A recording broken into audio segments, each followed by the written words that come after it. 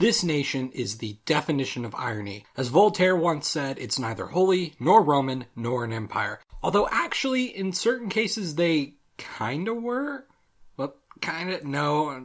It's complicated, okay? Overall, the Holy Roman Empire was amongst the dumbest and weirdest countries ever made. So first off, there's kind of two origins of the Holy Roman Empire. One day, the Western Roman Empire fell, and with it gone, there seemed to be a lack of anyone who could truly represent Rome anymore. It was a goal to reestablish Rome's glory somehow, and if you could find some sort of excuse to call yourself the Emperor of Rome, it was a big deal. So the Pope is sitting around wondering if anyone could possibly claim that title.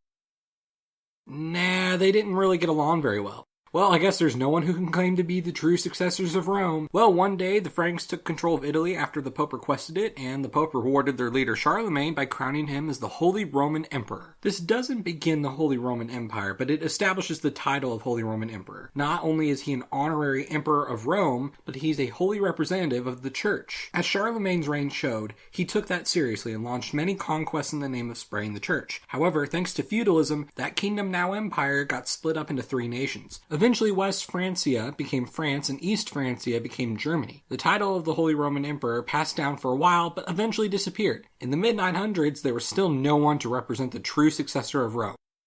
Well, let's look at the checklist of what happened the first time around. Campaigned for the church against pagans, took over Italy, and is a king. Well, it turns out the perfect candidate was Otto I, King of Germany. He had been seen as a holy figure as he fought pagans such as the Magyars and other groups. So far, so good. What about that item of invading Italy? Well, eventually the King of Italy didn't get along with the King of Germany, so Otto eventually invaded the country, celebrated Christmas in Rome, and the Pope thought it was good enough, and now we have another Holy Roman Emperor. And this is the start of the Holy Roman Empire. Well, while there is an empire, the Kingdom of Italy and Kingdom of Germany technically existed inside of it. Then there were other kingdoms and duchies added in over time that were a part of the empire in the sense that they officially obeyed the emperor, but were still sort of independent. Feudalism, making things complicated since Charlemagne.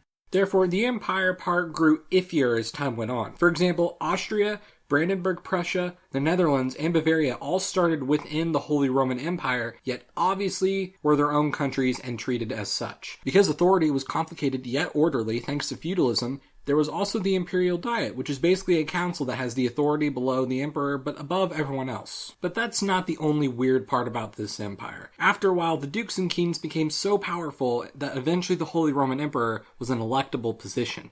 Yes, elections for being the emperor. Kind of dampens the idea of a monarch, but that's how it went down. Basically, like in most elections, rich important guys, usually at least a duke, try to win over votes to become the emperor. However, the people didn't vote, but rather a group called the Prince Electors. Basically, rulers of certain entities inside the Holy Roman Empire were given a vote. The winner of this election is now emperor for life. However, despite this, it got corrupted like anything else, and somehow the Habsburgs were always winning. And they won for 200 years in a row. Odds are it's because the Habsburgs eventually ruled so many countries, it was probably a bad idea to make them mad. In fact, for most of that period, the Holy Roman Emperor was not only the emperor, but also the King of the Romans, King of Germany, King of Italy, Archduke of Austria, yet also able to wage war on his own subjects if they disagreed with him by using the Austrian army, yet fighting armies from Germany and Italy while using his own armies from Germany and Italy.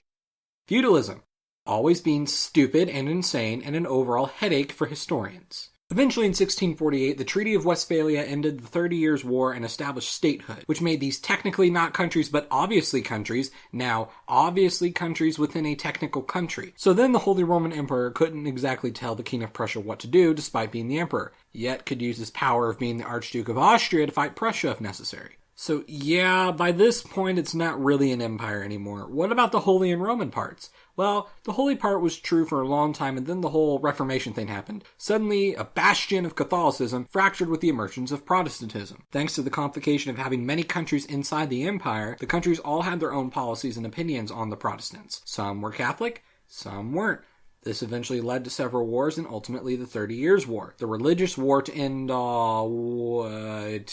religious wars between Catholics and Protestants inside of Europe. As mentioned before, the emperor's last bit of authority broke after this war, and so the holy part didn't work anymore. How can he be a bastion of Catholicism when half of his subjects are active heretics and he can't do anything about it? As for the Roman part, the whole idea was a psychological honorary title. They were never ethnically Roman or related to the rulers of Rome. To top it all off, technically the city of Rome was owned by the Pope via the papacy, and not even directly ruled by the Holy Roman Emperor himself. So it was never Roman in any sense other than some dumb name to make the ruler feel more powerful than he actually is.